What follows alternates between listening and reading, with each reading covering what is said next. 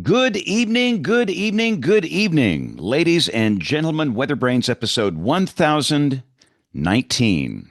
Episode 1019. This is going to be for, um, actually, we're recording this on Thursday, the 24th of July.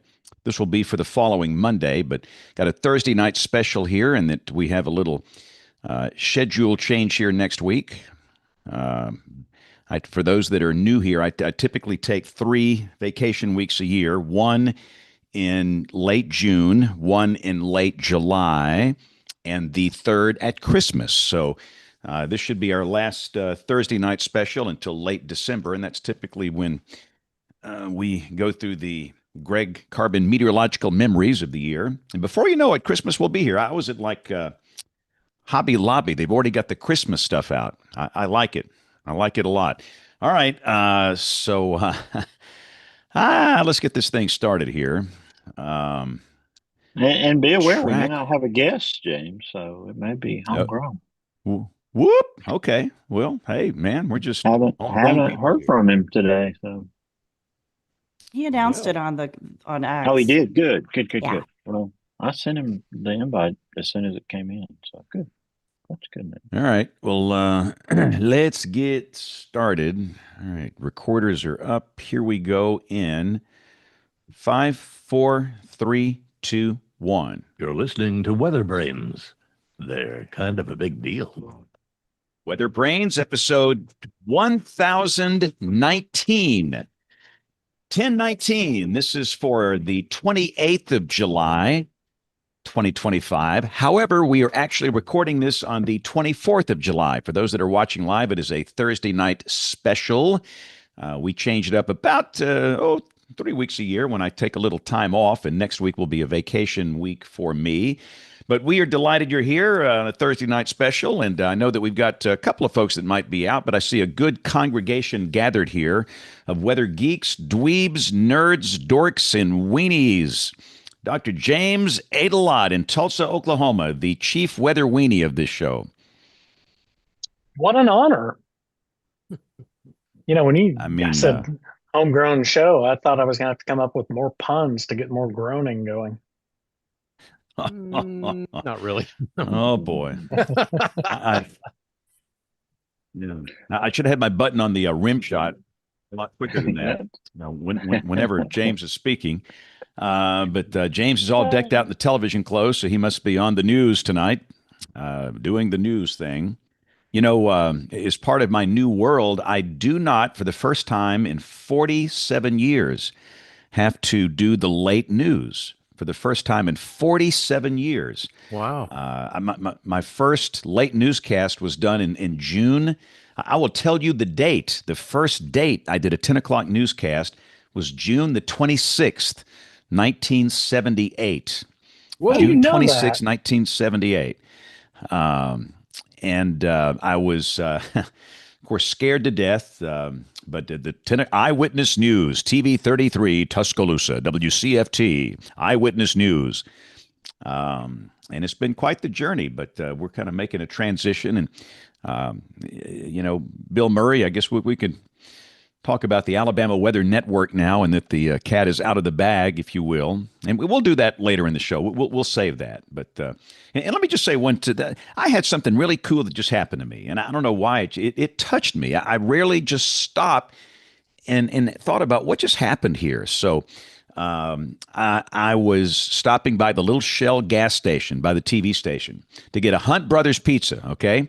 Because I knew that I had enough time to eat that pizza on the way back to this studio we're at here tonight, and had a Dr. Pepper, zero sugar, a Hunt Brothers pizza, and an ice cream sandwich. How's that for a bad combo? Wow. And there was Dessert. there was this guy who was at the counter, and he looked like a blue collar guy. Looked like he'd been working 8, 10, 12 hours. Hard work. And there was a lady in front of me and then me, and he was up there at the cash register, and he waved to the lady and said, I've got yours. I've got it covered. And then he looked at me and he said, I've got yours covered. And I don't think he knew me at all as a TV guy or anything. He just and the guy bought my Hunt Brothers pizza and the Coke Zero and the ice cream sandwich, and it just took me back. You're so used on social media to this toxicity, this vitriol, this hate and anger and rage. And here was this man who didn't have to do that, and he didn't do it for any glory, for any cause. He just wanted to be nice. Well, he's probably a And heart surgeon or something. But No. He looks like he's been working on a construction site all day. Okay, there you go. He literally looked like he'd been working on a construction site all day. And I just looked at him and I said, man, I really appreciate what you just did here.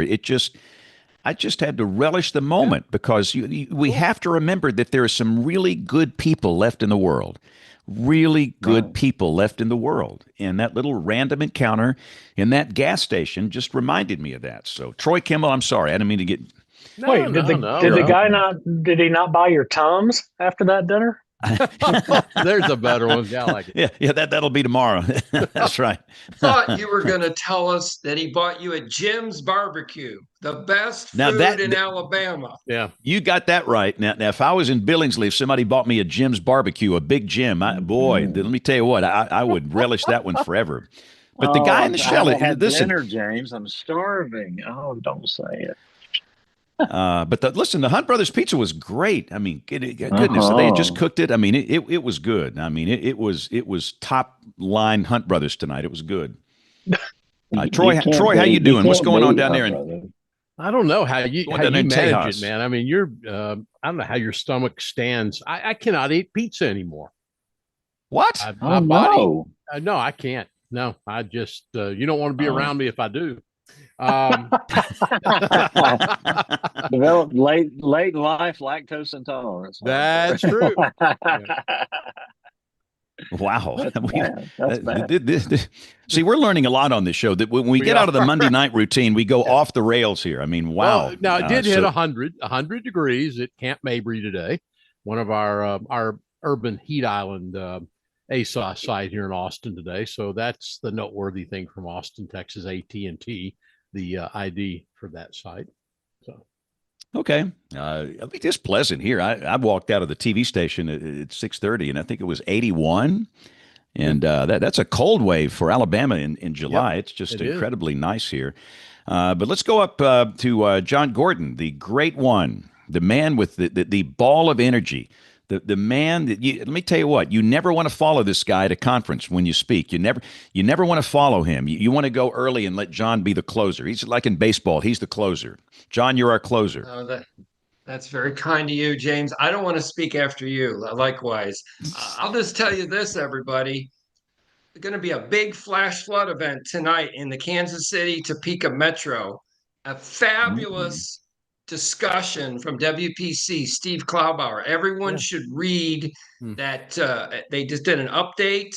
They're talking about Maddox frontal type and jet streaks and low-level jets and 4 standard deviations above normal.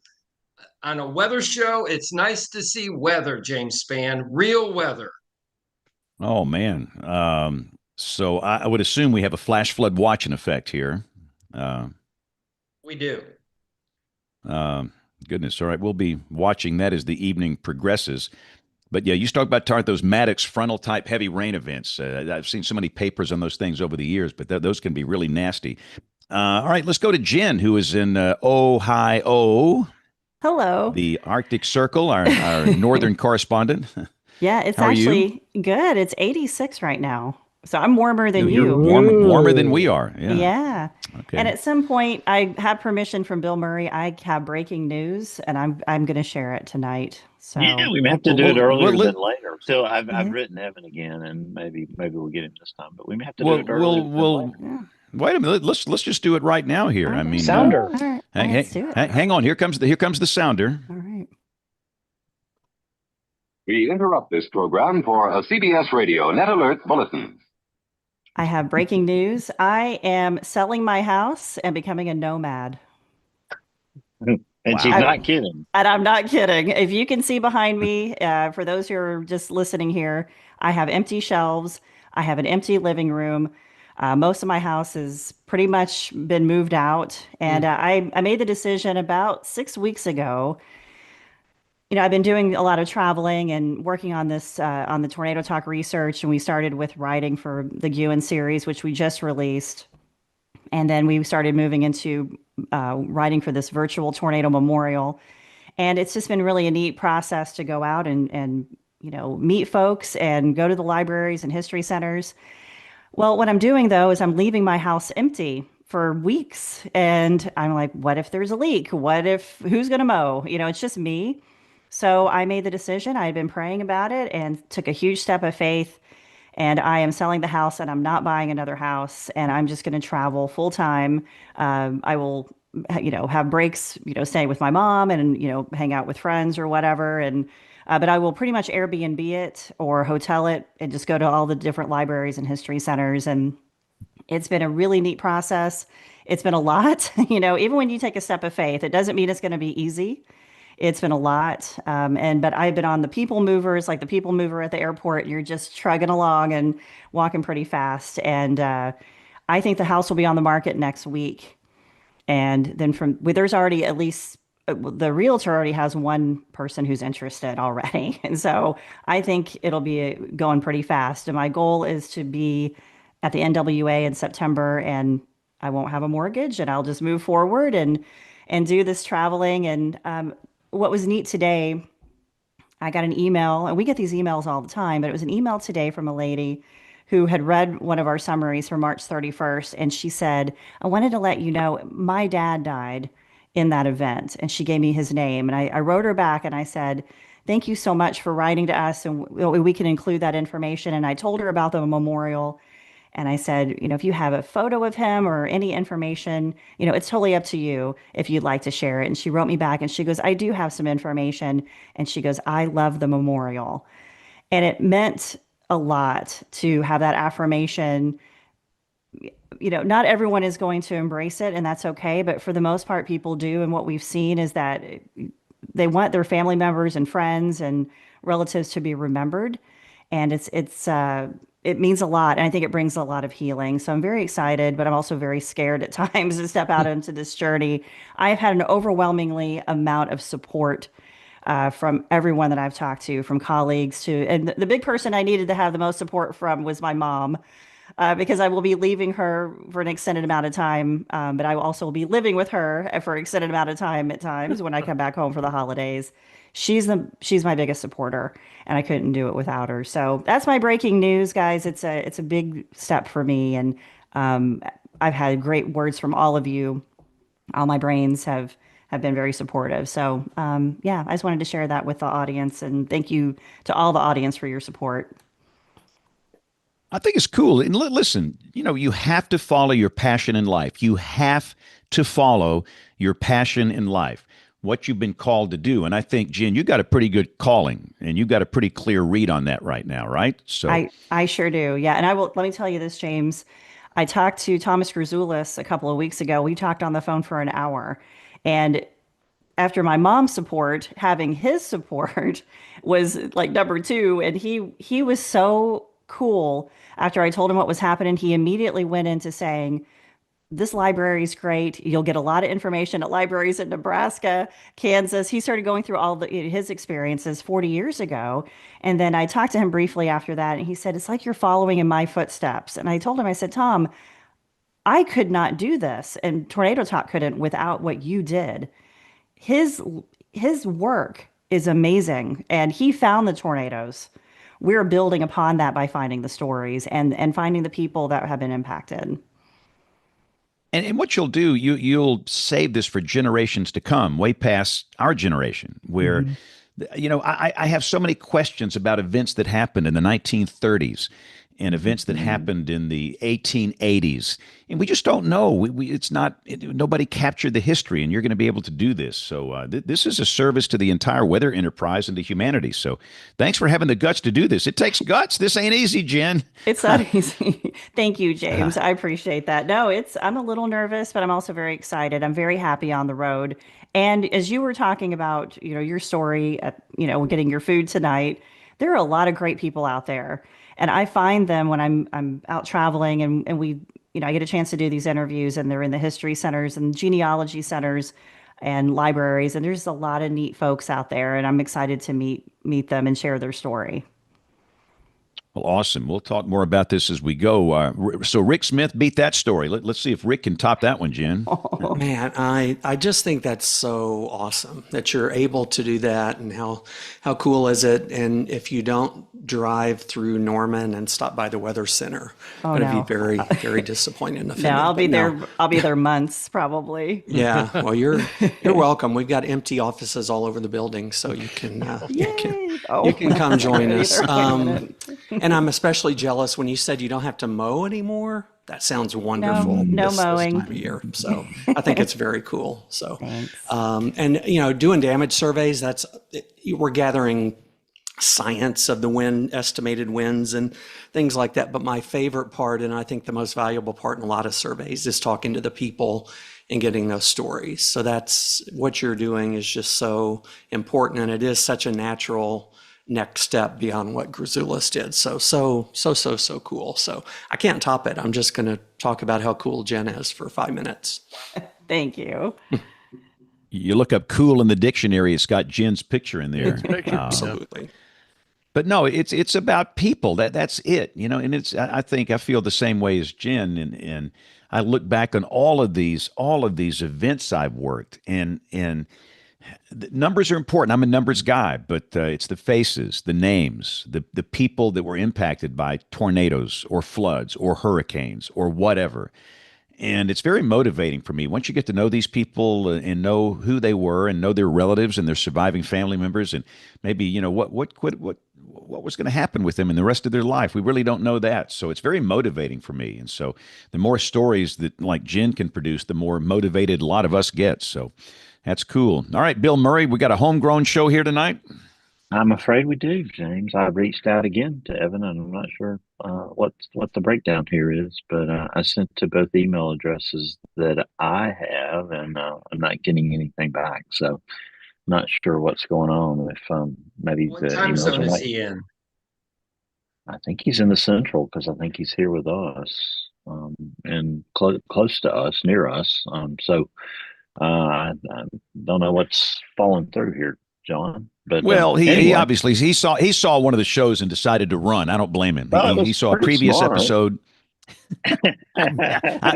No way will I be involved with these clowns. But Jen said she saw on social media that he confirmed he was going to be. Yeah, he did. Yeah, he wrote. Let me send him a direct message on. Yeah, on Twitter. just see. Okay.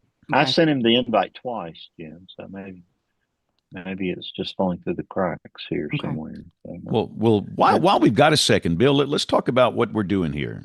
Okay, let's do. I'm sorry that I've missed the last 2 weeks. I wanted to say hello to y'all from the Toto and Christopher Cross concert. Also, Men at Work last Monday night, but it started early. It started at 6:45, so we were well into the concert when the show started. So I think they were playing Who Can It Be Now when y'all were getting started. So I missed that opportunity, but it was a beautiful night. It was about 93 degrees though at the beginning of the concert. So it was very, very hot, but it's a fantastic facility in downtown Birmingham. We had a great time.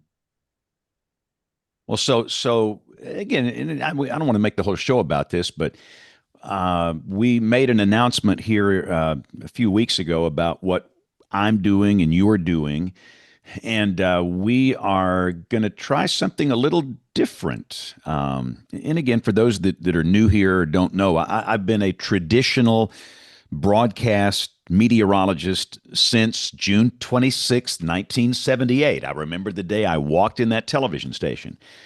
And I was 20. I just turned 22 years old.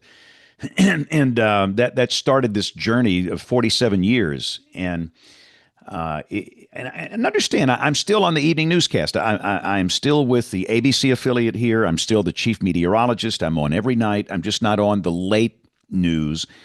But it's really good that Sinclair, the owner of ABC 3340, where I work, has worked with us to make this happen, where I could do both. And I really appreciate them working with us. But we're going to create an entity that's going to cover an entire state. And you know, you look at a Max Velocity and Ryan Hall, they cover the whole country when there's a really big impact type thing going on. But we're going to take 67 counties. That's how many counties we have in this state, and cover it from top to bottom. This state runs from the Tennessee Valley region, which would include Huntsville, Athens, Scottsboro, Decatur, Muscle Shoals, Florence, to the Gulf Coast, Gulf Shores, Fort Morgan, Dauphin Island. Of course, the bigger cities in this state are Birmingham, which is the market I'm in, Huntsville, Montgomery, and Mobile. But there's a lot of places, too, that people don't talk about, rural areas. It just seems like these days that if you live in a city, you're taken care of. But if you don't live in the city, if you live out in the country, sometimes you're kind of bypassed on some things. And I don't want anybody that lives out in the country to miss a critical tornado warning or not have adequate long-form coverage. I am from a very rural part of this state. I'm from Greenville, Alabama, Butler County, between Montgomery and Mobile. And there's so many reasons for us doing this, Bill, but I think for me, one of the really good ones, it's providing service for people that maybe don't have adequate coverage now from traditional broadcast stations. And this is not a knock on any television operation, but it's just the way it works. You got some parts of this state that are very in between markets, and often they're overlooked. And the one thing we're promising with this, it doesn't matter where you live, you will not be overlooked. If there's a tornado warning, we will be on the air with live coverage. We will treat the smallest town just like the largest city. And another big thing I want to do, too, is give the next generation hope in a future.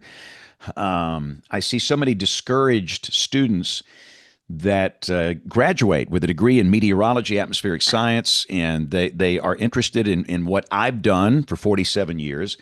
But they get an offer, and it's basically minimum wage. You could make more money at McDonald's than doing weather on television for some big markets for those that are entering for the first time. And I just don't like that. I want to give them an opportunity to have an amazing career where they can earn a good salary, earn a good paycheck, and they can really enjoy what they do. And we all know that things are changing. The way media is consumed, it's radically different. It's different now than it was a year ago, and it's going to be different next year. And we're going to try and take the best of the old that I've done, the best of the new that the YouTubers are doing, and roll that into one with the right resources. And I just can't wait. And, you know, for these young people, the one thing my wish for all of these college students, John Gordon, we talked a lot to college students at these conferences. My wish for every one of these college students that's in meteorology is that for their life, they can wake up and they cannot wait. They cannot wait to go to work. It's a joy. They wake up and they're delighted. They're thrilled to get to do what they do, what they were called to do, what they love to do, their passion in life. And I've had that. I've really had that. You guys don't know how blessed I am to be able to say that after 47 years. Every single day, I've loved coming into work. And today, listen, I sleep 3 hours a night. I sleep from 1 to 4 a.m. I can't wait at 4 a.m. to wake up and tell a weather story. I can't wait. Mm-hmm. And that's just so that's part of what we're doing, Bill, but it's called the Alabama Weather Network. And I'm just a stooge. Bill here and the rest of the team members. No. I'm a production grunt. I'm a low-level production grunt. Bill and his administrative team had been putting this thing together, and we've been working on this a long time. We just announced it here a few weeks ago. But Bill, these are exciting times, I think. Would you not agree? No, James, you know what a dream come true this is for me. I've been dreaming about this for many, many years and trying to put it into action for the last 2 years. And we really got serious about it, last summer. And then, the work really started in the January of this year. But James, like I love what I was doing, and I still get to do that too. But this is different for me. I can't wait to get up every. And I'm not like you. I still have to get close to 7 hours, or I have health issues.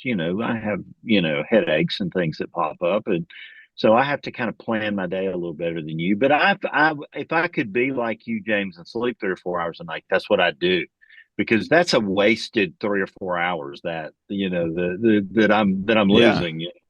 that I could be doing this.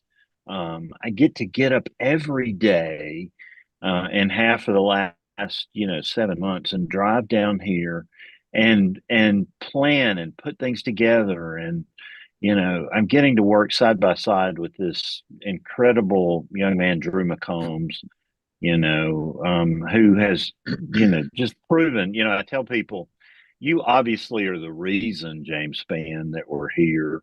But he's our most valuable player. And, Drew's just amazing. He's got that work ethic, and he sees what we're trying to do. And, he's a great meteorologist, master's degree meteorologist, worked for Barron for many years. But he loves what we're, setting out to do. The people of Alabama are why we do this.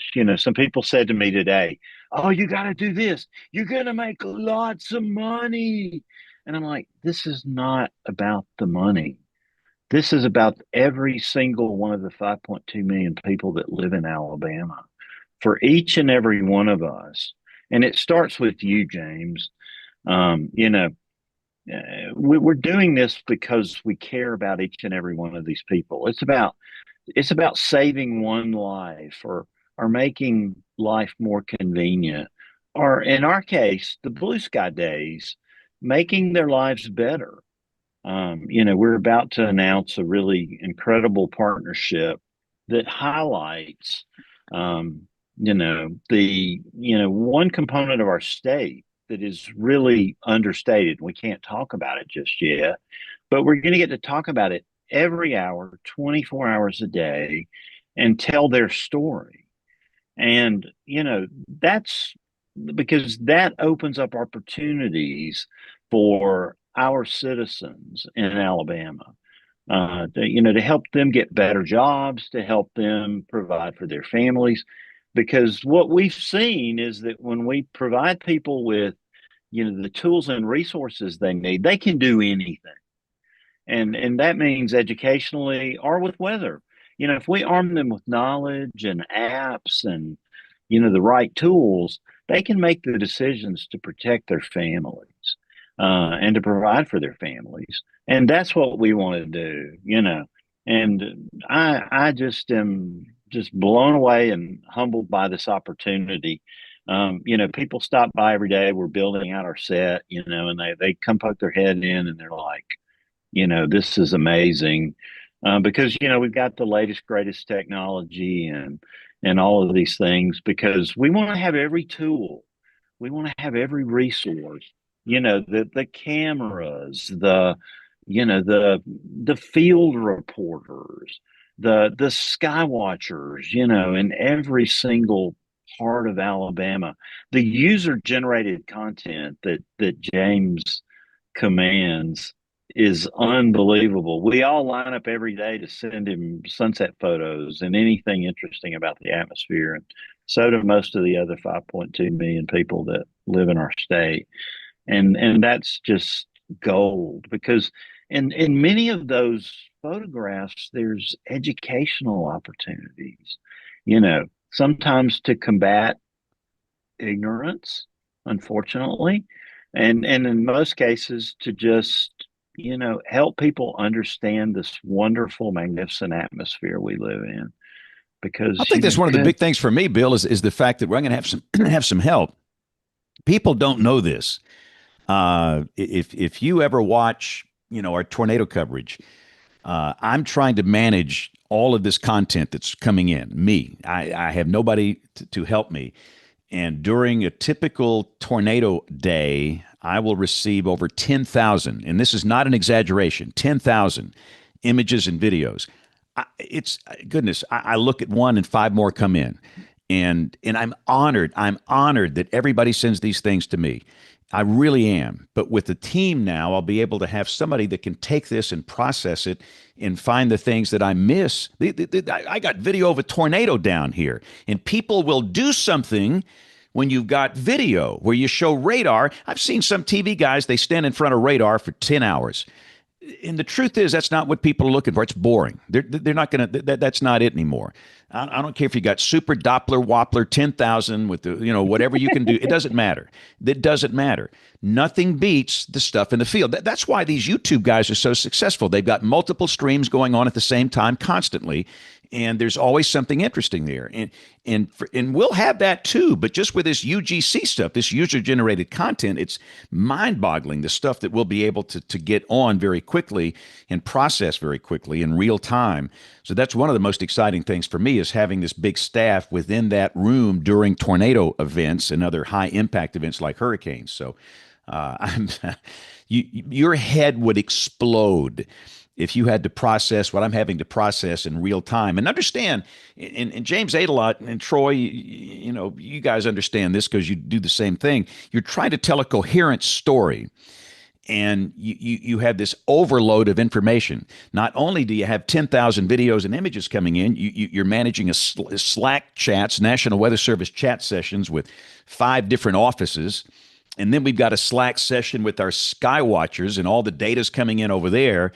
And then you got the live stream. So just having some help is going to make a big difference in this thing. And the other thing too, Bill Murray, we might stay on the air for 24, 36, 48 hours nonstop if we have a major hurricane coming up on the Gulf Coast here. Doesn't matter. And the beautiful thing about it, we don't have to worry about cutting off, Freak of the Week or, Betty's Buns or whatever's on TV, where it's my favorite show. Don't you dare. Hey, watch it. And so or an SEC football game, Alabama and Oklahoma playing. Ooh. We don't have to worry about that anymore. And that is so freeing. And and sometimes it warrants being on the air for 1, 2, or 3 days. What if we have a ice storm like 1982? Yep. Where 750,000 people had no power. And that went on for a long, long time. And I think we have the manpower and the resources to make that happen. So I didn't mean to hijack your segment, Bill Murray, but I'm pumped, baby. I'm pumped. I'm trying to find you a place to to put your tenterhooks in there, James, and you grabbed it perfectly. But it gives me chills, James, to think that I may be the person on the back on the wall back there that's curating that content for you. Because that is a huge, huge job, and I cannot wait to do it. Because you're right.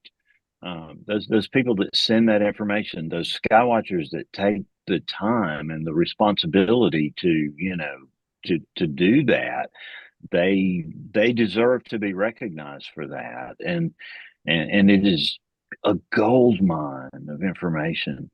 And, monitoring the National Weather Service chat is really critical in real time. Yeah. And, that is another, source of information that is just vital in helping us do our jobs. These Weather Service offices, we got to have lunch yesterday with John DeBlock, the Warnings Coordination meteorologist here in Birmingham. He and Kevin and, that entire team and Calera. They're dedicated to the same things. And I wanted you to know, Troy, that John is working in Alabama. He didn't know, we were passionately talking about, the flooding situation in Texas. And he's taken up the mantle here in Alabama to make sure that, all of our camps in the state, our campgrounds and summer camps and things he may have reached out to you, are licensed by the state, and they're licensed for everything under the sun, from, whether they have enough water and clean water and food and, restrooms, but, nobody checks on their, their planning and preparedness. And that, hopefully there's a bipartisan effort in our state to make that happen. So I told him that you were doing the same thing in Texas. Well, I just think if we have that, and we're beginning to see it today, it's my pick of the week that Andrew Friedman from CNN and others at CNN have been following the Texas legislature down here, and we heard a very disturbing story, which y'all have all seen what my pick of the week is, that we're now finding out after the Weather Service was blamed by the state and by local people for giving no warning. we found out today that the emergency manager slept through the event and did not pick up the phone. And so we don't know if the weather service was on the other end. I'm thinking we'll know that sooner or later. But it's interesting to me. And I've run to some people too, Bill and James and everybody else, that says, well, my camp is a church camp. I don't have to give my plan to anyone. Let me tell you the way it is, and hear me on this. If a police, fire, sheriff's office, EMS unit has to respond to support your camp, by God, your plan should be required to be on file in that county. That county, I'm not saying it has to be public, but that it must be on file at the county. And why the state of Texas, I don't think, has required that is beyond me. And hopefully we get past that silly stuff on this one. No, I want to see those plans on file in the emergency management office. If there's any reason that police, fire, EMS, fire departments, anyone else, sheriff's office has to respond to a camp to support them or to help out, then that plan should be on file. I don't care if you're a religious institution or whatever. So I'm hoping that'll spread a little bit as well. Hey, I've got a question about the network for you, Bill, and for James. And this may be intellectual information at this point. You maybe don't want to share it, but I'm kind of interested, since it is the Alabama network, essentially. What happens, and we see this in CWAs, John, when we have CWA boundaries. What if you're sitting out, and I'm just kind of looking at my radar real quick here. What if you're sitting out in Sumter County in Livingston, and over the county line in Lauderdale County in Mississippi, you have a tornado warning that's now in effect for the western part of Lauderdale County. So to say west of Meridian, and that's moving to the east. I assume you get on that pretty quickly, even though that's out of the state at the moment. I guess I look at the county warning areas, and I say, in a way, they're going to be probably, if you only concentrate in the state, it's going to be a little bit of a shock to them if they don't know anything about it. So I just kind of wondered how you deal with the state boundaries, or what your plan is, if you want to discuss that. And James can comment too, but no, we are watching very carefully as things approach the state, because Troy, we feel like we have to give coverage to those folks too. They're just as valuable and precious as the Choctaw County is just as Alabama. important as Hale County. I mean, and you want to provide sort of the same service. So I kind of wondered how the state boundaries. Yeah. We don't cut off at the state line. Okay. We care about those people just as much. They're our friends and our neighbors too. Yeah. And we're going to be making sure that our friends and our constituents here in Alabama are paying attention to those storms, because that's the time we need a lot of our friends here to be making preliminary preparations, particularly when they live in manufactured housing. Exactly. And they have to take extra precautions and extra early preparations. Yeah. We need them to have extra time. And then they need to, our ambassadors need extra time to, go through their motions to, let all of their social networks know what's coming, down the line. And so, Troy, thank you for saying that. That's really important to us. We're going to be very proactive, a couple of counties over into our neighboring, states to make sure, it doesn't stop at the state lines, Troy. Yeah. Well, I have to tell you, just like Jen said so well a couple of minutes ago, just hearing this excites me. Next week, I'm going to be up in Northeast Mississippi, and in fact, probably going to run over into Lawrenceburg, Tennessee for a while next Thursday. Going to be up there for 50th class reunion at Corinth High School. Looking forward up in Alcorn County, Mississippi, to getting up there at the end of next week. But I think about those state lines and those CWAs, John, that sometimes in the Weather Service, they can be, it's a boundary. So. Well, and I have to give, and you're going to be going to a very special place to us, Troy, next week. Our friend Ben Luna is the most selfless individual, and he is the pioneer who has made a way for this to happen. Yeah. And I know James feels the very same way. We revere this man. He has given himself selflessly to make, these networks possible. And he's very sick today. He has a really bad stomach bug, and we wish the best going out to him. It's gone through his little team up there at Tennessee Valley Weather, and he still answered the phone, sounded like death warmed over today. Well, I talked to him earlier in the week, and he was having some problems then too. But he was, he has been, like you say, I don't know how to say it. I feel like Ben, I've only had that one chance to meet on our 1000th show up in Huntsville, but I feel like he's one of my best friends at this point. I mean, talking to him, and such a great guy, and I'm hoping he gets to feeling better. He and his beautiful wife Sarah are family to us, and he loves James Spann. Like we named James the Eagle. That's been James's code name. And all of our, references are to Apollo 11, that he's the Eagle, Tranquility Base, Mission Control, Drew is Columbia. It's all pretty funny. But Ben has taken that nomenclature to the nth degree. It's pretty funny. Yeah. But yeah, one of the things that we have to remember, all of us, to the public, National Weather Service county warning areas mean nothing. Yes, true. Television designated market areas, DMAs, it means nothing. And so many people are living in this old world. Well, I'm in this DMA and it ain't mine. All right, that's other CWA, it ain't mine. No. We have to understand that the people that we serve, nobody gives a red flip what anybody here thinks. It matters what the people think. That's why we need to hang out in Dollar Generals, Dollar Trees, Walmarts, where real people are, and listen to them instead of us being a bunch of pinheads that sit around these conferences at these, nice little conferences, and we're all sitting there in our academia, and we talk about these little people that we serve, this is what we need to be doing. No. We need to listen to them. And that's what we want to be responsive in this new thing we're building here. And speaking of those CWAs, look, I'm a straight shooter. Every Weather Service office has a different culture.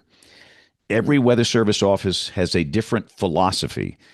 Every Weather Service office has different stats, different opinions about false alarm ratios and PODs, and we have to fight through that. I can't change any of that. I wish it was more consistent from Weather Service office to Weather Service office.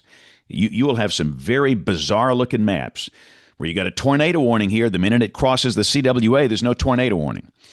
And people say, well, you're ignoring us. Well, no, we're not ignoring you because there's no tornado there. And I'm hoping that just maybe we can open up a conversation for a little more consistency, because with what we're doing now, we're going to be dealing with, Huntsville, Birmingham, Jackson, Mobile, Tallahassee. I've got 5 that we'll be dealing with. And trust me, they are radically different. And I'm not here to criticize anybody or to make any comment about who's better. That's not the point of this. The point is to say that I'm going to struggle with it. I really am, because it's not going to make a lot of sense to people that are in, let's say, Blount County. There's a tornado warning for Cullman County. Tornado warning. The minute it crosses the county line to Blount County, there's no tornado warning. There's not even a severe thunderstorm warning. It's the same storm with the same structure. What happened here? Well, it's the difference of opinion and the difference of belief systems and, worldviews of these two forecasters at these offices. And John Gordon, we need to fix that. And I'll put you in charge of that. It's all true what you just said. It's all true. What do we do? Well, first off, I guess I'm going to be unfiltered too. The county warning areas are a disaster. Okay. I wrote this in one of the service assessments to have the TV markets not have, what do you have? What'd you just say? You have 5 in Birmingham. How many do you have there? You have 5? For our statewide operation, we'll have 5 statewide. Yes. Right. But there's some TV markets that have 6 WFOs. That's insane. Yeah. That needs to be totally cleansed. We need this will be your show title. We need a colon cleansing. Okay. We need a real good old fashioned colon cleansing. Show title. Okay. And that's the truth. Okay. So Rick Smith is one of my heroes. And when I was in Huntsville, I tried to get Nashville and Atlanta and Birmingham to agree on whatever. Here's one for you, James Spann. In Louisville, I tried to write a simple memo, just a simple 2-paragraph memo called, you'll love this, Rick, handing off the storm. Handing off the storm. When Rick and I went to radar school, you went to the old radar school, didn't you, Rick? The old one? 57 radar? Did you go to the 57? We had a 74 in Memphis, but yeah. All right, 74, Ooh. 57 radars. I did. Then we did the 88D. In the old days, when you had a severe storm, In the old you days. had golf ball hail, you had microbursts, whatever it was, whatever that bad thing was, you'd call office to the east, right, Rick? You'd call them up, say, I got a VIP forward of this. I've got blah, blah, blah, blah, blah, blah, wind damage, blah, blah, blah, blah, blah. And I tried this 2-paragraph note to get all of us in a circle to agree on this.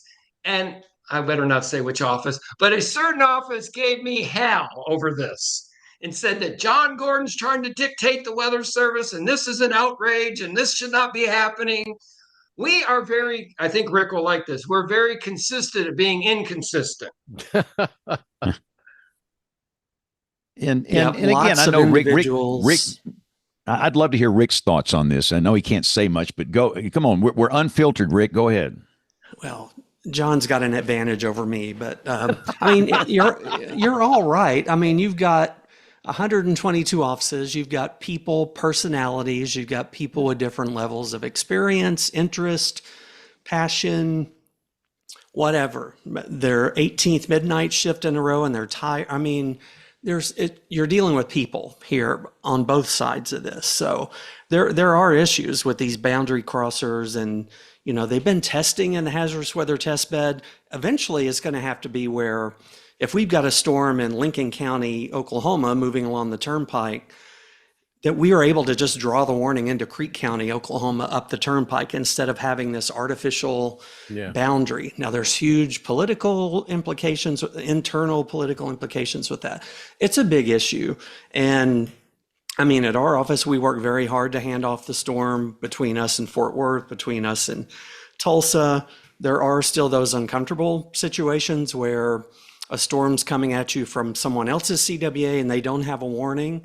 And you think there needs to be just skip all the way to a tornado warning. So how do you do that without stepping on their toes? I'll never forget one of the first times as an intern I got chewed out a little bit was I was working in Memphis. We had a storm in like north of Starkville, somewhere in Lowndes County or somewhere down there. And it was getting ready to move into Alabama.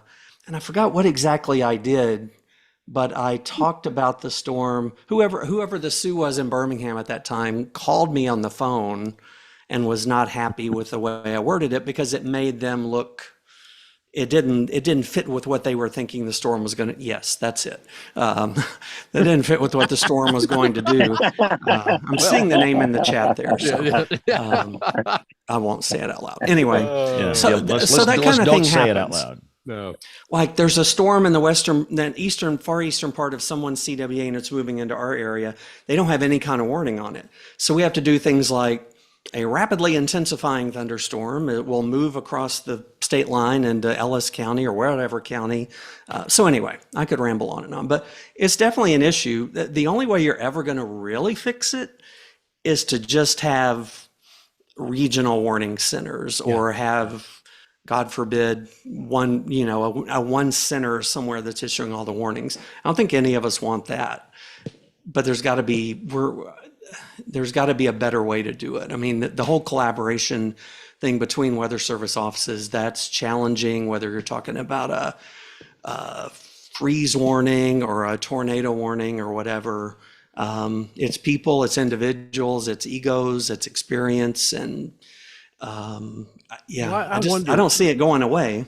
Well, I wonder, Rick, and I know you can't comment on this, but I know that there's a lot of talk, and I think personally this is where this will all go at some point. I think the days of 122 WFOs are, I think that's probably numbered in the future. I think that we'll get back to larger county warning areas. Maybe that will, I assumes that, well, I don't want to see national warning office one. There couldn't be just one because you'd have to have at least a backup. But I just wonder if we reduce the number of WFOs, whether that naturally would help the situation a little bit.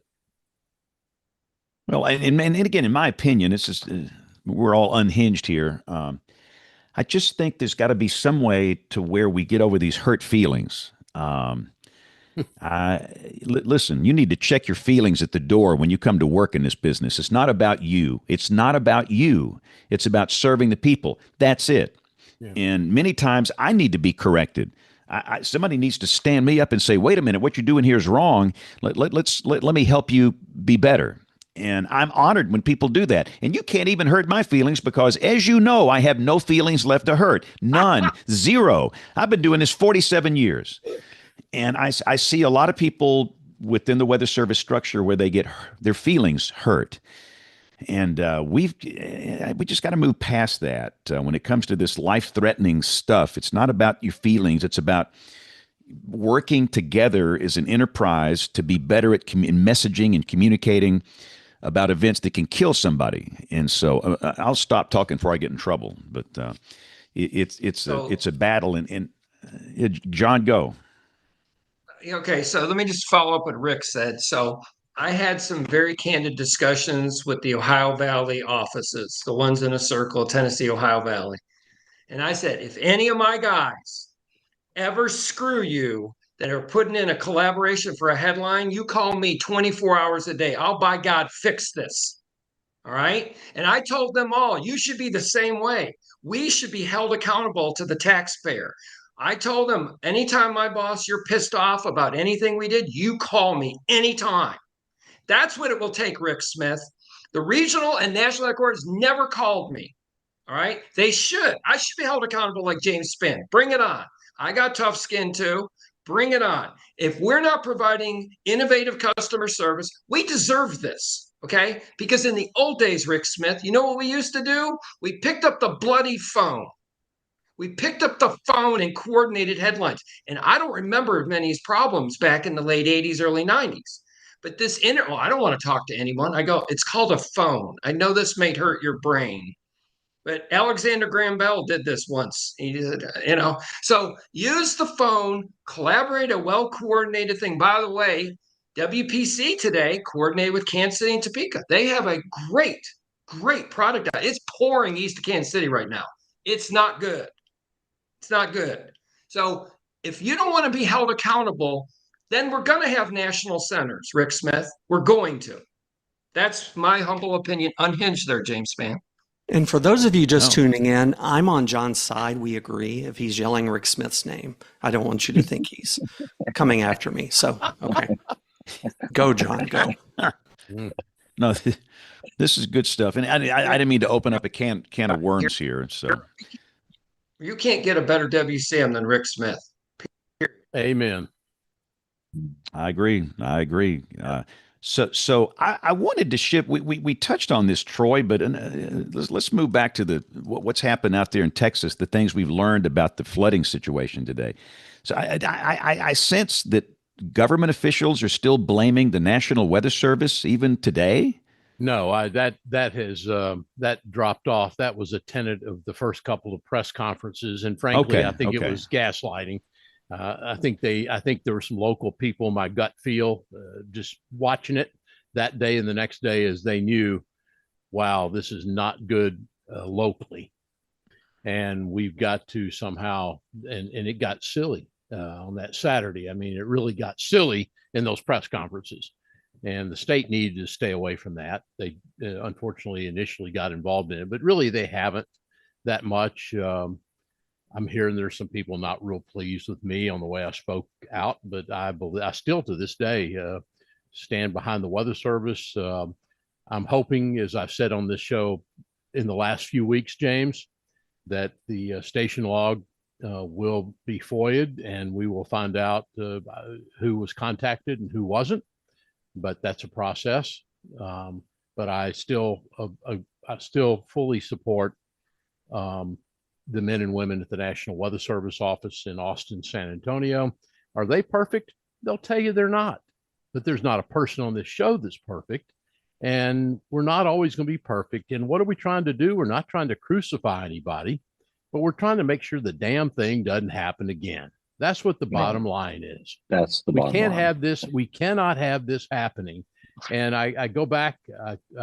I'm looking forward to getting payroll from Kevin Claisel on this, but I borrow his numerous times. I borrowed his saying that he always uses, that hope is not a plan. And I still hear people tell me, I hope this will never happen again. I don't want to hear about hope. I want to see plans. I want to see what we're going to do to prevent this from happening again. And, let's move forward with this. And you know what?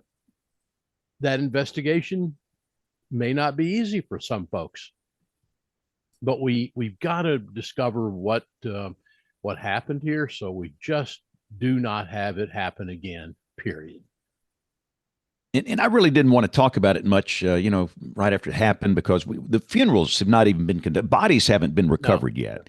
Yeah. But now we've had the funerals and the bodies have been recovered, and I think we can open up a conversation. And Troy, again, for me, looking from the outside, it looks like the watch was issued the day before. Had a flash flood warning.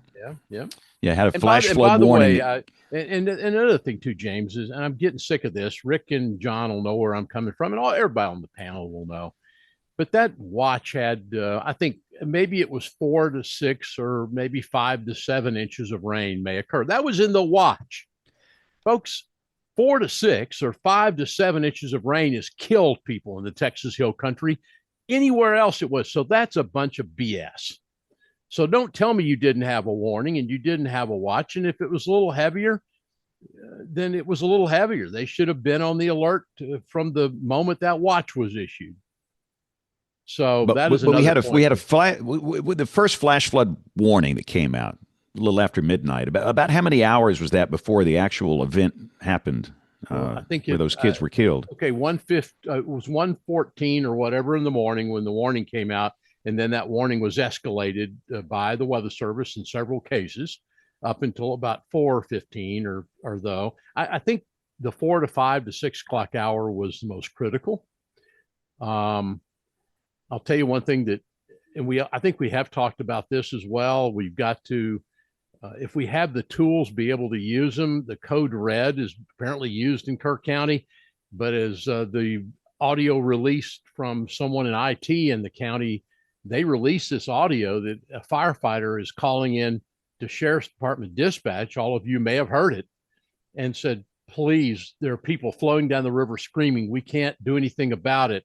Can you hit the code red? And the dispatcher came back and said, I'm sorry, but I'm not authorized to do that. There's no one here in the building authorized to do that. That is on the broadcast tape. And I take that personally from the standpoint of when I worked as a dispatcher in the Alcorn County Sheriff's Office up in Northeast Mississippi in the 1970s. And I know at the University of Texas, of all people, when a couple of years ago, we had sirens on campus. Those we've now decommissioned those on campus, but I was one of the people that call into the UTPD and be able to sound the siren by the use of a code that I would call in with. You've got to have people authorized, and our shift commanders, even in law enforcement, were able to make those decisions. To have a tool like that and to say that we're not authorized to use it when you've got someone from the fire department calling in, that's another fundamental problem. Troy, talk about the river gauge there at Kerrville on the Guadalupe. Did it go out? Did it begin to hockey stick? What was happening with it as far as your understanding is? Well, I mean, in the highest water, they did go out, but I've got to tell you, we have a great group of people at the lower Guadalupe Blanco River Authority, the Guadalupe Blanco River Authority, and they have a great network, as do our friends in the Lower Colorado River Authority, which is north of that, up into the Austin area. I'll tell you an interesting story. One of those gauges, or at least a couple of those gauges, were taken out by the flood, but I'm told those people at those river authorities were replacing the gauges the next day, digging through debris and replacing. They had the gauges operative within 24 hours of when they got swept out, or let's say 48. I think they were robust, but if you're waiting to see that crest cross that point or that gauge, it's too late. I mean, it's too late. It's too late. There's no question. I mean, and what's just upriver, Troy? What's the river gauge right up river from Kerrville? I think there's a one at Hunt, and Rick points that out, and I know it was destroyed, but I also understand that they've gotten in there pretty quick to get in there and get those things back in. We have great river authorities in this part of Texas, and even in a lot of your areas as well. They really go out of their way and making sure, and of course they're obligated to do that. LCRA here in Austin, the Lower Colorado River Authority, the Texas Colorado, as I like to say, have a great hydromet as well. Meteorologists around here love it. I wish you could see the LCRA hydromet. Go check that out on the web sometime and look at the presentations for weather stations, not just river gauges, but rain gauges and everything else, and temperature and everything else. These people down here in the river authorities do a fantastic job. Yeah, James, I don't know about you, but I think the use of this information is underutilized in our state and reporting. And we don't have floods like Troy has in the hill country.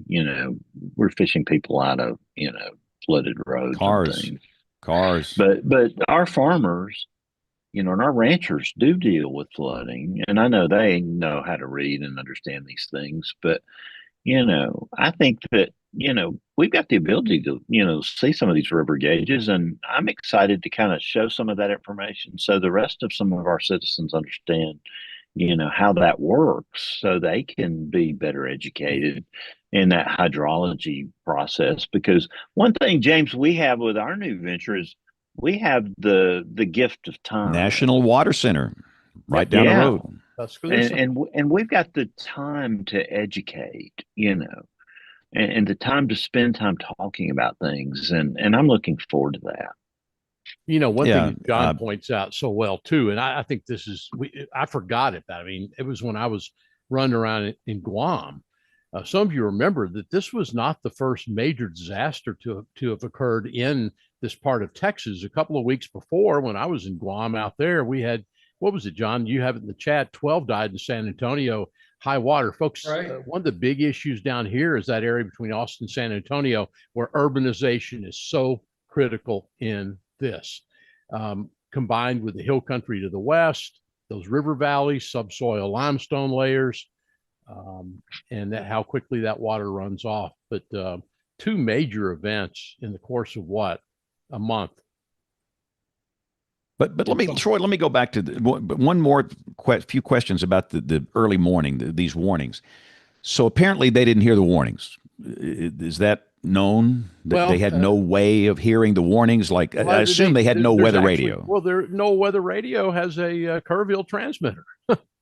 Yeah, so it's one of the transmitters, and so what was their way of receiving warnings? What do they have? Do we know? I don't really know. I think probably it was one thing you've got to keep in mind with the I am reminded how bad cell coverage can be in the Texas hill country sometimes. You go up one hill and it's great, and you go down another hill and it drops off in some cases. One thing that I found very interesting, and I mentioned it, I think the week after, I don't remember it that much, but that even here in Austin, as we had our flood over here, which killed 10 people, not that far from where I'm sitting in Travis County, on the next night, which was that Friday night, the next day I had people calling saying all these WIAs, they're issuing us flash flood emergencies. They were primarily doing it the next day because we had more rain and we had a lot of first responders in those creek and river valleys out here in western Travis County. And so they were continuing to press out the flash flood emergencies for that area. And I got people even the day after here in Austin saying, I'm tired of this crap on this and going off. And then something happened unfortunate about a week later is somehow a Amber Alert went out at 3:00 in the morning and set off that. And I really think that was the last straw with a lot of people. And they said, we're turning these off. And I'm sitting here going, do you recall what happened 5 days ago? You're going to you can turn off the Amber Alerts and do that on your phone. But I have a feeling that even in that event, we lost some people who said, I'm tired of these sirens going off on my phone. And they may have gotten tired. They probably did of weather radios going off. So warning fatigue. I know. And that's a big thing. And I've spent a lot of time offline talking to Kevin over in Birmingham, and we've talked about all this, but I think these are things we're going to have to deal with. I don't know what the answer is. This one is probably a lot more complicated than the one is with the county warning areas. John Gordon, go. Yeah, I'll say this just from the bottom of my heart. So we spend all this time on spotter classes, Rick Smith. We go to silver jacket meetings. We do all these things. Everybody in the weather enterprise, the Weather Service especially, should see what happened in Texas and Ruidoso and go back to Big Thompson Canyon and Shadyside and go back to Albert Pike and go to their state. I liked what you said earlier, Bill Murray. That was really made me warm when you said we're looking at campgrounds in Alabama.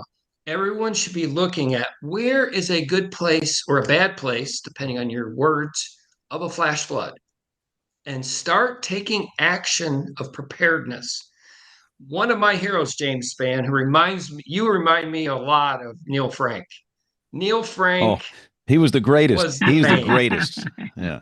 Neil Frank is like Spann on steroids. Yes. He's like the double eagle. He's not one eagle. He's eagle two. Anyway, what did Neil Frank do that no one else has done? He preached about not building on barrier islands. Yeah. He preached not to build everywhere on the bloody coast and how to evacuate. And what's your plan? What are you going to do? How are you going to get like Tampa Bay? No, everyone listening to Tampa Bay will hate me. Tampa Bay is a disaster waiting to happen. Amen. Okay, with a hurricane. Just a disaster. Whatever you think is bad, if Tampa Bay gets hit with a hurricane, it will be worse. Okay, so yeah. I just think whether you're Rick Smith in Oklahoma or here up in Kentucky, look for flash flood spots. And then we have a second problem, James, which our guest David talked about the other day with Gary England. 12 people in San Antonio drove into high water. That's a whole nother animal. And it seems to be getting worse. But I just can't emphasize whether you're in Idaho or Michigan. There are some places that you drive around and you go, man, if it rained 5 inches here, what would happen? It's probably not going to be good. Yeah. There's absolutely. My 2 cents. Well, you know, one thing, and it completely skipped my mind, and I didn't know if he would be willing to discuss it, but I worked remotely with Texar, which is our search and rescue volunteer state group here, and I worked with him in Kerrville. But in the days following this, our own Rick Smith, Rick, you were down there. You went down to assist in the survey, correct? Yeah, and I wanted to get your views because you were at ground zero. I wasn't.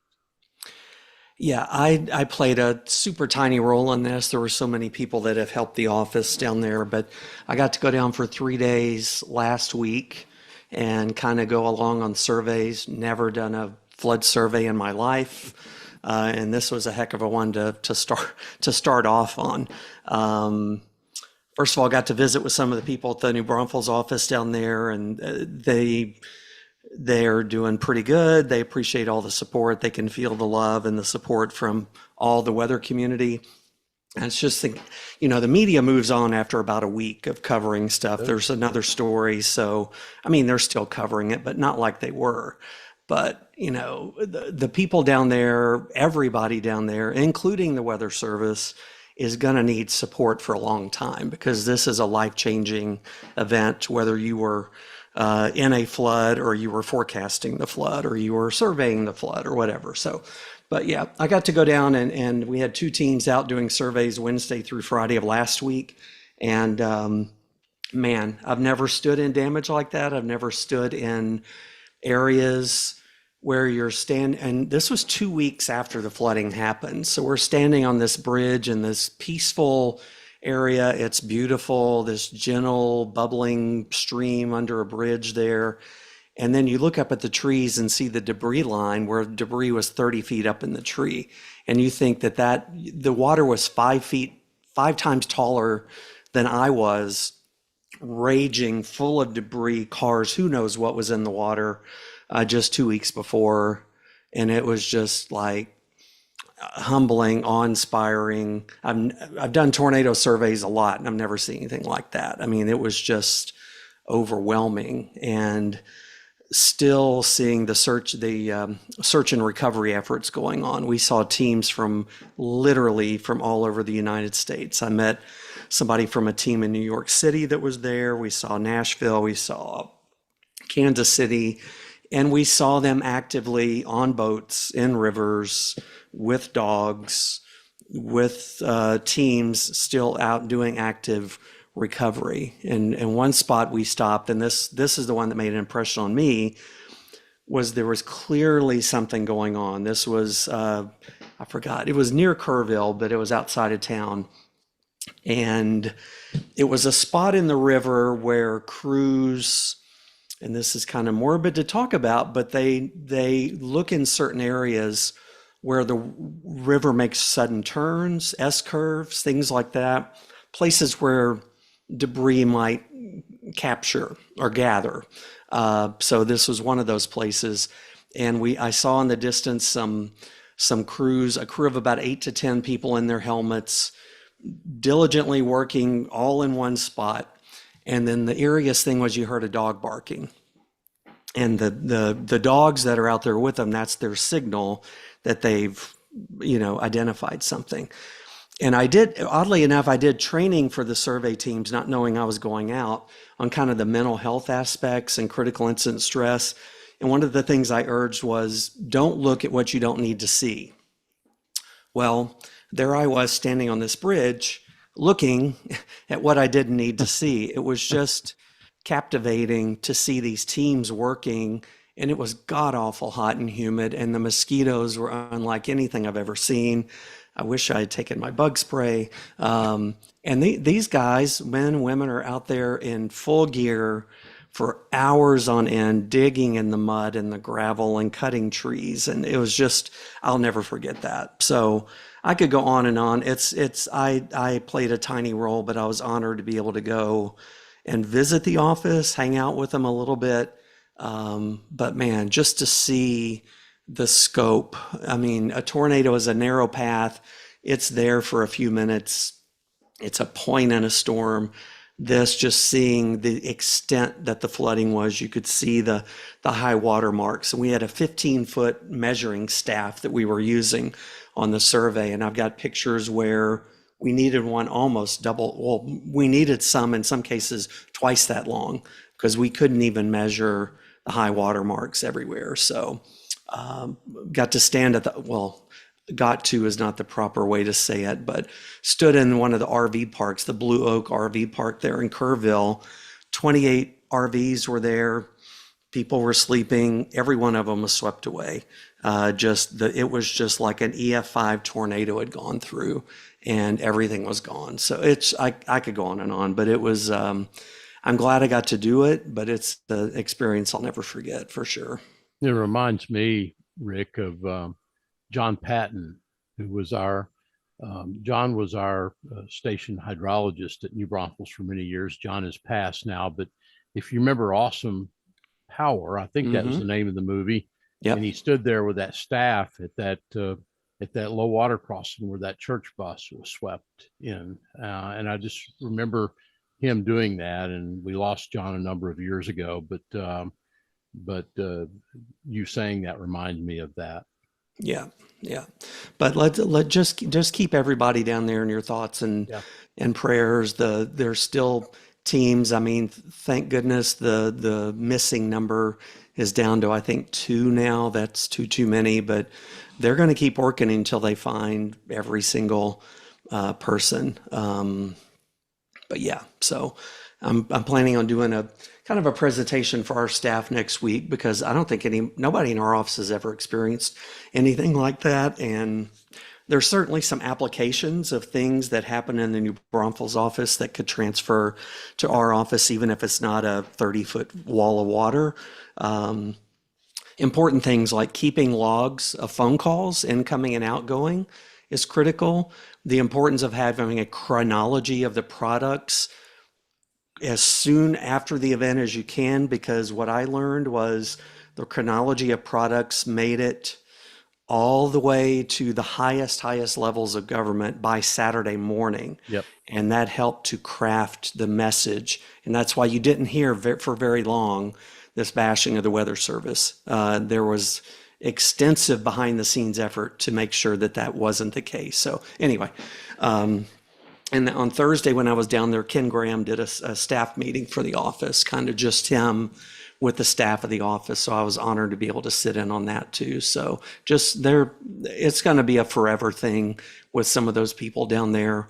They did have some of their top people on staff that night. Jason Runyon, whose name was in chat and on all the warnings.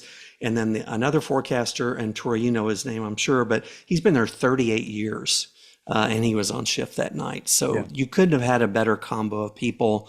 And they did everything they could. They issued flash flood emergencies with 0 reports. I mean, they were heroes. I mean, as much as you can be in this situation. So super proud to know those people. Yep. But hopefully everybody that's in a floodplain understand you need a weather radio. I mean, I know that Bruce Jones is not here. We're not in the business of selling them. It's a free government service, but goodness gracious, your cell phone, there's going to be a time where it becomes a brick. Everybody thinks, oh, my cell phone always goes off. No, it doesn't. Yeah. I'm telling you, it's just critical. I was speaking today in Albertville, Alabama, Sand Mountain. I bet y'all have never been to Albertville, Alabama. And this was a senior adult community. And mostly I talk about life. You know, when I go to a senior adult group, they mainly just need encouragement. They just, you know, but I do talk about weather. And the one thing I always ask before I leave in that large senior adult community, do you have a weather radio? And they didn't. And, you know, I always keep in my truck a bunch of Midland WR 120 radios for occasions just like that. And I said, just time out. I have a gift for you. So I brought it in there, programmed it on the spot, and they've got a weather radio. And understand, I can't go to every camp. I can't go to every senior adult community. That's not going to happen. People have to take the responsibility. There's some personal responsibility that the public has in addition to what we have. And so just please consider doing that, because we just can't have that whole thing is just terrifying. You know, we had the 8-year-old here that was killed, Cherokee Bend Elementary School, like one of my kids. And it's just totally horrific. So, but again, thanks for the information. That's very helpful to us. So we're going to pause here and let's see, Jen, do you give me a thumbs up or a thumbs down on email? What do you want to do about it tonight? You want to go or no go? It's up to you. You're the email officer. It's a go tonight. Oh, yeah. So we actually don't have any recorded segments here, which means we're just going to simply go right into it here. So here we go. Jen. Here we go. Here we go.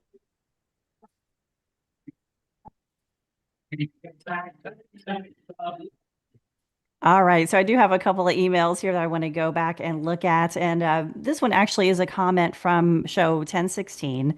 And this is from Amy. Hello, all. Thank you for the very moving YouTube video on show 1016. Your video showed up on my Facebook video by coincidence. I've always been a weather geek, so I took a look. I also shared to my feed. I appreciate everyone on the video championing the idea that forecasting and emergency weather services are not just science. There are brains with hearts behind the scene trying to keep everyone safe in spite of budget cuts, politics, rhetoric. When it comes right down to the nitty gritty, all that really matters are life and death situations. Everything else is just noise. Keep fighting the fight. It's nice to be reminded that, as Mr. Rogers said, look for helpers. Thanks for being the weather helpers. And that's from Amy, who is a music and English educator. So Amy, thank you. I don't think it was a coincidence that you actually got our, I think it was meant for you to watch, and thank you for writing, and we really appreciate it. So what was it? A couple of shows ago, it was actually episode 1017. Tom Weber mentioned Jenny 867-5309. And Tommy Two-Tone. I'm not the Jenny. I'm just letting you know it is not me. I thought you admitted that you were. No, I neither confirm. I'm denying it right now. Number being written on the bathroom wall. It was not me. But anyway, Okay. Chris wrote in, and I did not realize that Jenny had an answer. And there is a video from Jenny, and it's her answer to 867-5309. That was a new one for me. I thought I knew all 80s music, and that was very interesting. So we have a question. This is from a couple of weeks ago. This is from our friend Tom, who, let's see if I can get through a little bit of this here. He has a question about precipitable, if I could say it, water value. Over the last few years, I've run across this term in forecasts and weather shows. I don't remember meeting it in the 2 meteorology courses I took as electives almost 60 years ago. Therefore, I have questions. How does one measure or calculate this number? So let's stop there. Anybody with a bigger brain than me want to answer that? Rick Smith or John Gordon? Come on. Well, it's the amount of water in the column. Yeah. It's the amount of water in the column. Right. And he's going to ask another question here in a second that's important. But, the important thing is what happens to the water in that column, through convergence and other factors. That's why you can get these crazy rainfall rates and things like, we saw in Texas during the tragedy. And every day in all kinds of places, Yeah, so nutty rainfall rate. So that's where that happens. So go on, Tim. So yeah, this is a really good email. Jen, Go ahead. So we send balloons up twice a day, sometimes more. Sometimes and less. You have temperature, you have pressure, you have wind. Sorry. If we have money, we have money. And people. and people and money. So it's like country and West. Helium. Anyway, and they measure the temperature in the dew point or dew point depression, and you measure the amount of liquid. And believe it or not, you can actually use calculus to do this. You use mathematics just to integrate the whole thing out, and it'll tell you this much you have in the column. And then you use other processes to figure out, like in Missouri tonight, east of St. Louis, or excuse me, between St. Louis and Kansas City, bad news. And that's how they do it, Jen. Okay. So this is a great email. The next piece here, how does this number translate into actual rainfall measured at an observing station? If one hears a value of 5 inches, say, how much actual precipitation might one expect to measure? If you ever hear 5 inches, you better run. Yeah. Yeah. If you're more than 2 inches, it gets your attention. But if you hear 5 inches, I'd leave. I see it in forecasters a lot. They talk about the percentile of what seasonally you would expect at that location. And I know here in South Central Texas that they were talking a lot about being over 2 inches precipitable water. Some of the highest figures they'd seen before this event. Down south. There's a great SPC site that climatologically shows you all the soundings in the range over time for every site, both times of the day. And you can tell when you're in the 90th percentile or higher. And then, that's when you really have a propensity for very heavy rainfall amounts. But like you say, Bill, I think it's important. It's part of the recipe.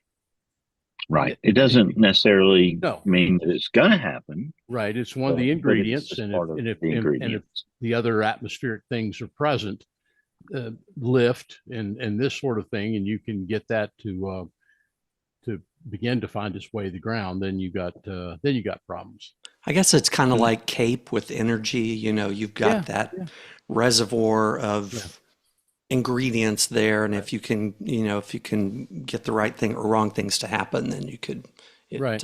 Because I always kind of laugh in a way, Rick, because people say, well, I see these huge CAPE numbers and nothing ever happens. And there are people who say, well, how'd that happen? The CAPE numbers were, well, it just tells me you didn't necessarily have the chocolate chips as far as the recipe for the chocolate chip cookies. So we weren't quite there yet. So it's like you got a full gas tank, but you got to start the engine, Yeah, exactly. No spark plug. So and his last part here is about rainfall rates. So does the number relate to rainfall rates, or is it variable like CAPE? So because where you have the areas of higher precipitable values, you have the better chances of seeing the higher rainfall rates then? Pretty much. But I'll tell you something. With a grain of salt. Well, one thing that bugs me down here is I hear a lot about rainfall rates, but the thing that bugs me about that is no cell is moving the same as the next cell is. And if it's a rainfall rate, sometimes I think the public thinks if it's a 5-inch rainfall rate overhead, then I'm going to have 5 inches.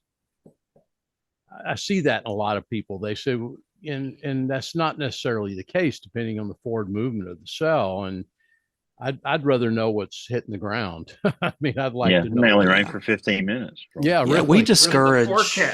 Yeah. But in the forecast, rates are very important. Okay. Very important. Okay. It's the forecast part. So when you diagnose the atmosphere, you've really got to understand. I like to look at the omega fields. I'm an old fart. I use a lot of the old stuff. I'm apparently a dinosaur. But anyway, the old omega fields are really, really helpful, and isentropic cross sections. And you can get a really good handle. Put that together with like the mechanism, the jet streak, right? Low level jet, whatever it is, and you use that. And if you see an area where you can get extremely high rates, and you got high precipitable, that's not good. Or as George Bush once said, not good. Yeah. Well, Rick, what were you going to say something? Yeah, Rick was about to say something very important. Well, I was just going to say, I really discourage our spotters and even our EMs from even worrying about the rainfall rates. I mean, sometimes we'll get it in chat. We're getting a rainfall rate of 5.21 inches an hour. That doesn't really help us at all. Give us the amounts. But like John said, if you notice all the products from New Braunfels coming out, Austin San Antonio office coming out during that, as they updated the flash flood warnings and flash flood statements, they had both the amount that had fallen, and then they had the rates. So far 3 inches of rain is falling, and we're expecting rainfall rates of 2 to 4 inches an hour to continue. Both of those are key pieces, but it's much more in that forecast warning what's going to happen, not instantaneously what's happening in a spot. Amen. Yeah, your weather station will give you that information, but it's not always helpful for what we're looking at. Yeah. Great. Tom, great question on that. So I have one more email, and this comes from Johnny, and I must have had my head in a moving box. I did not see a tornado at the IndyCar at Iowa Speedway. Did you guys see that?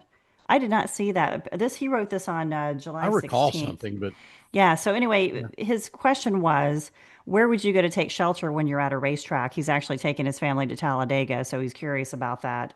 And does Talladega and NASCAR have a severe weather plan? And that reminded me of our show with Sam Lashley, where we talk about the National Weather Service, Indy, and we talked about, planning for the Indianapolis 500. So it's a similar thing, but I don't know what their plans are. Do you all know if they have a severe weather plan there at Talladega? Oh, I know they do. I mean, I couldn't put my hands on it, but I'm sure they do. But my advice would be, don't assume that there's a plan. Never assume that somebody's going to come grab you by the shoulder and take you somewhere, or you're responsible for yourself. And get in, get down, cover up. Find a spot inside with some kind of walls around you. Being inside something is better than being outside. It's all situational. Well, and I always bring this up, but it goes back to having that plan. And it's not just a weather plan, by the way. It's the plan that with your two kids and your spouse, or your partner, tonight at 1:30 in the morning, if the house starts burning, have you coordinated a plan so that everyone can get out of that house alive? And weather is part of that. And you've got to think about it, because I too also agree with you, Rick, that there's still people who expect someone's going to come knocking on the door and telling you what to do. And that is not going to happen. It's not going to happen. Yeah. Thank you so much to everyone who writes us emails. I think I'm caught up now. I want to thank John Gordon for hopping in there Monday night, being the email officer. And he wants your international emails, folks. If you are watching from anywhere outside of the U.S., he will be your email person. So get that sent to us. But we love your show suggestions and all the comments and your encouragement. And just thank you for watching us. And you guys are awesome. So send us an email at weatherbrains.com. Let's do picks of the week. This is where we go around the table. We share something that is weather related. Since John Gordon mentioned it, I thought I'd make my pick, the WPC hydro stuff. They're darn good. And a lot of people don't know that they issue outlooks every day, just like we have the convective outlooks from SPC. We've got the excessive rain outlooks from WPC, and they're darn good. And the discussions are good. Yeah. And people need to know that, and they need to start using those products. So that'll be my pick of the week. So there we go. Troy Kimmel, what's your pick? Give us a good one. And I have it, and I passed it along in text, so I haven't done it in email, but it's a CNN story. Andrew Friedman and the colleagues over at CNN did the story today about they finally talked to enough people and got them to admit that the emergency manager for Clark County was asleep that night and apparently did not answer the phone when called, or didn't respond, or I think their story was, the crux of it was, he was asleep that night and did not wake up when the flooding may have been approaching its worst. So good story from CNN. Okay, that'll be the pick of the week for Troy. These will be on the website, weatherbrains.com. John Gordon, your pick of the week. Yes, sir. So how many of you weather weenies out there, you geeks, really know monsoon? Do you really know it? Well, the Tucson Weather Service office has an amazing website combined with the Phoenix office on some great tools they use, including what the things they look at, the satellite, the soundings, the models. They look at the lightning data, the dust particulates. It's a really good thing. I want to shout out to the Tucson office on monsoon. And we're in monsoon season, James Spann. We are. The monsoon season is here, Southwest United States. That's outstanding. All right, Rick Smith, what's your pick this week? Well, Dr. Kim Cloco McLean couldn't be here with us tonight, but my pick is a podcast that she did recently. Emily Gracie does a great job with the podcast called Off the Radar, and I got to talk to her last year.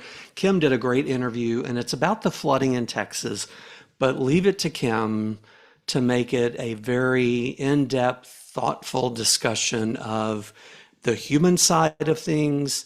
And it's also a very hopeful discussion about where do we go from here and the realities of what if there had been evacuation, what would have happened, So it's a great 45-minute listen, good on a drive or something. Highly encourage it, especially if you know Kim, it's good stuff. And Emily Gracie does such a great job interviewing. It's like a conversation. So I highly encourage you to listen to that.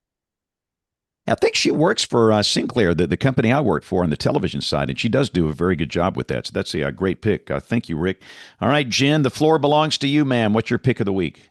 So my pick of the week is a live that I did with Mark Suddeth. He had a mid-season recap, so kind of looking at how things have been so far this year from the hail perspective, because he was out chasing hail, and then looking ahead toward the hurricane season.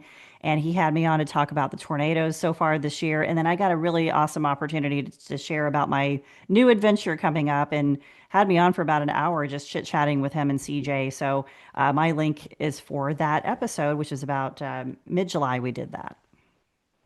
Excellent. Okay, Bill Murray, the floor belongs to you, sir.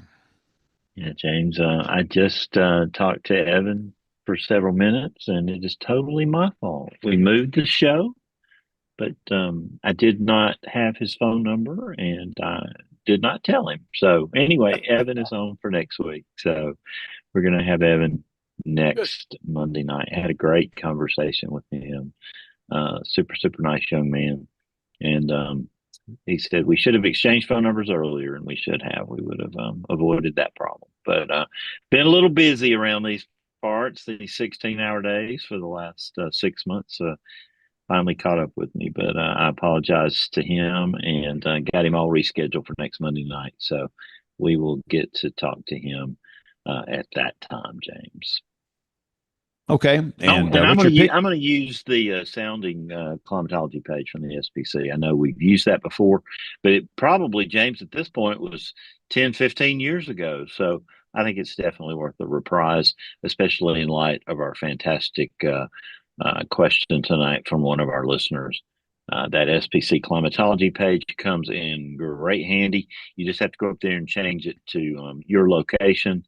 And, go over there and scrub to the dates you want, and you will get some outstanding information that helps you understand, kind of where you are. Now, you have to compare it to the sounding data for your location for that day. So it takes a little work, but it is definitely worth it if you are, like we are, weather geeks and weather dweebs for sure.